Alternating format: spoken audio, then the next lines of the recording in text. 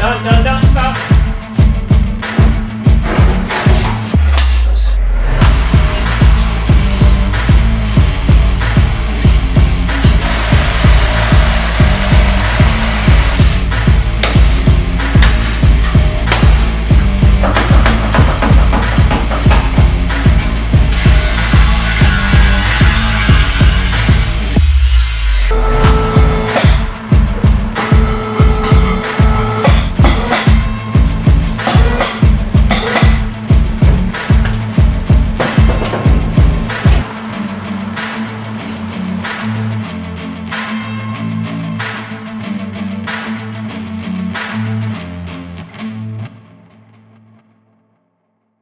Alright guys, it's time to introduce a new project to you. As you know, the channel's name is Nivlac57, Calvin spelled backwards, and 57 Chevy. And we finally drug a 57 Chevy in. This thing was pulled out of a swamp. Alright, maybe not, but it sure looks like it had been. It's a pretty rough piece. This is purely a fun build. And what would be more cool on a 57 Chevy than a reach blower? Get you some of that. For all you guys who've known me for a long time, you've known that I've had a lot of old Chevys, mid-50s Chevys.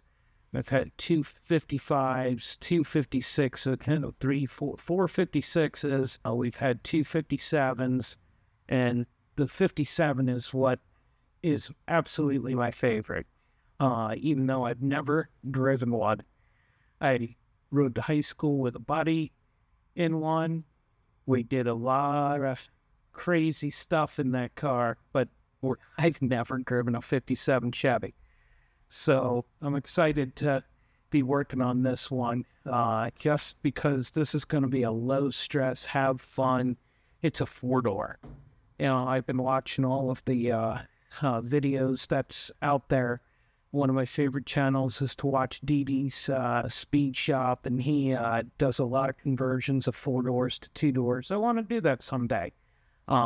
This car probably won't be done anytime soon that way, because we're going to take advantage of the four doors and use it for a drag and drive and make it easy to get slicks in and out of the back, or just use it for the handiness that the extra doors can have. What we are going to do is maintain the original frame, modified the front suspension.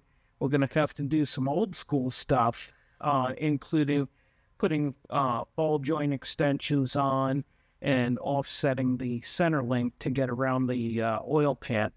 You guys who did Tri-5s back in the day know some of the challenges that we had to deal with putting the big oil pans on the race cars. Fastest I've ever gone in a Tri-5 is 10s. My 56 used to run 10s. The 55s never made it to the track, but it just brings me back in time to be able to work on these old things.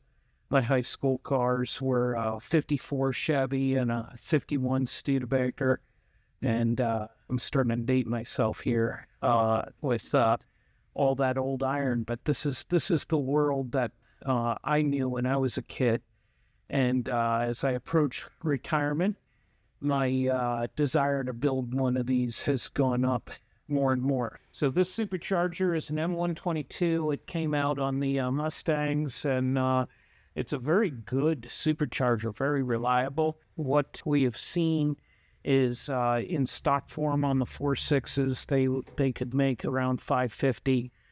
There are some folks getting over 600 horsepower at the wheel on these things. I don't know how real that is, but our goal is to get this thing to run 9s all week, drag and drive, have fun, and whatever amount of power it takes to make that happen, you guys will see it here on a future episode. But for now, our goal is to build this intake. We want to build a couple features into it to allow us to do different things on it. We're going to try and make it so that we can put an intercooler on it at a later date.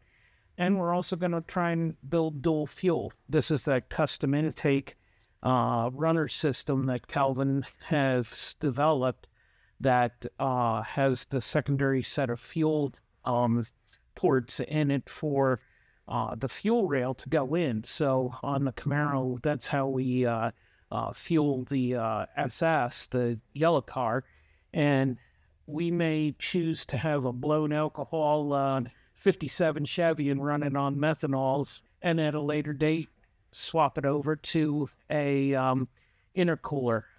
We want to have this car be Project X-ish, in that you'll see a lot of changes and things modified on this car over the course of time.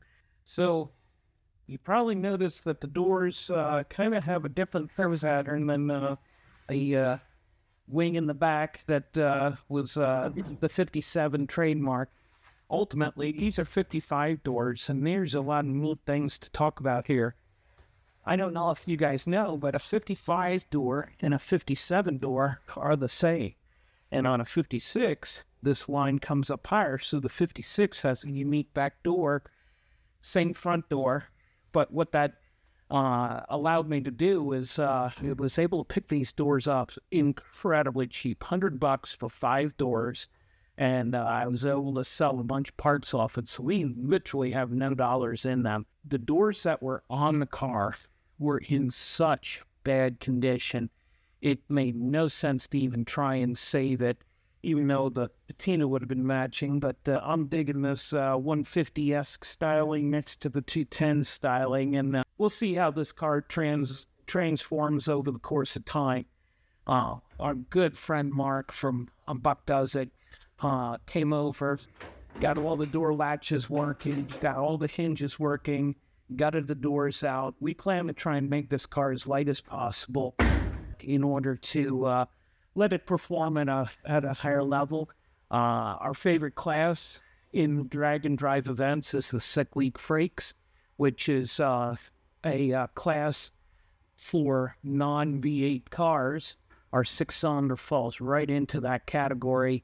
We'll get this thing light, we'll get this thing low, we'll get this thing looking pretty cool, and probably leave the patina on it for as long as it makes sense. All right, so most guys put 9 inches into these old bombers, but I'm actually wanting to do an 8.8. We're not going to be running this at any extreme levels, but probably in the mid 500, 600, maybe 700 horsepower level. And Explorer 8.8 rear is a really easy to get rear. For the short term, we'll leave the original style axles in. What we'll do is we'll cut this down 2 7/8 of an inch, which will narrow it perfectly for a set of wheels that we have. At a later date, we'll put C-clip eliminator style axles in it where retain the bearing similar to a Ford 9-inch housing end. But for the short term, we'll just cut this down. I want to put the trailing arms on. It's similar to an F-body or a Fox body. But the big difference that we're going to do that most folks don't consider doing on these cars is a torque off. And Hilt sells a kit that allows you to weld on a bracket and bolt this on. And it's a real neat kit. I've seen these things installed before. I really like the product that Hiltz makes, and we'll post something down in the notes below so that you guys can order one if you're interested. We'll go through the step-by-step process on this at a later date on how this all goes together. What this does is it allows a very long torque on with some suspension modulation and makes a much more enjoyable ride on the road.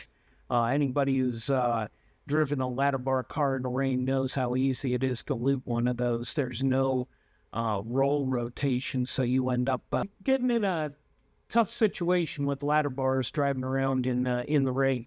On this, we'll tune it with the platform setting on the springs to get the preload, and then we'll adjust the sway bar to get the car to go straight. You've seen a number of our cars run with a torque arm. One of the cars that we helped work on with a torque arm runs 1/160 foots. It's a legitimate piece that runs really well with a torque arm. So a lot of folks scoff at them. We were able to pick these pieces up very reasonable, and I think it's going to complement the car and its true intentions with it being a drag and drive street-driven car. Well, as we've shared with you before, this is one of the oddest 57 Chevys I've seen. There are areas that are good and areas that are bad, and there's no rhyme and reason for it. I've never seen a factory wheel tub in that good a condition in an old jugger like this. But we'll decide whether we keep this or not. We're going to probably put a factory-style fuel cell in it, use the original filler neck. But one of the things I want to do here is move the inner fenders in and then put big tires on it, 275s, 10.5s. We'll put the shocks in the back. I want to put them behind the axle, but we'll see how that lays out with the floor. As we've learned over the years with drag and drives, found a place to put your luggage and that kind of stuff is real important. In the back area, I want to take out the factory floor pans in the back and make it a flat floor to make lots of storage room. That way, if we decide to run slicks, we can stack them inside the car or in the trunk, the jack, the luggage, that kind of stuff. And it'll make a nice area to put lots of cargo as we travel. As you can see through this rust hole, you can see where the inner fender ends and where the frame begins. So we'll bring that over. It's almost 3 inches that we'll be able to put in there. Obviously, the spring will be relocated or eliminated when we put the coilovers in it. And that'll make lots of room for lots of rubber. All right, guys, so this is the first in a series of videos on this car. I truly hope you are enjoying the ride that we're taking. You know, it's been a long road since the crash. I still have more surgery to go, but I'm able to still work on these cars. This will be a slightly slower build to complete as I go through the healing process. But I hope as you're riding along with us on this adventure and us sharing our lives with you in these videos that you're excited for us, excited for me to be able to try and pursue a lifelong dream of having one of these. We've shared the Mustang, we've shared the Studebaker.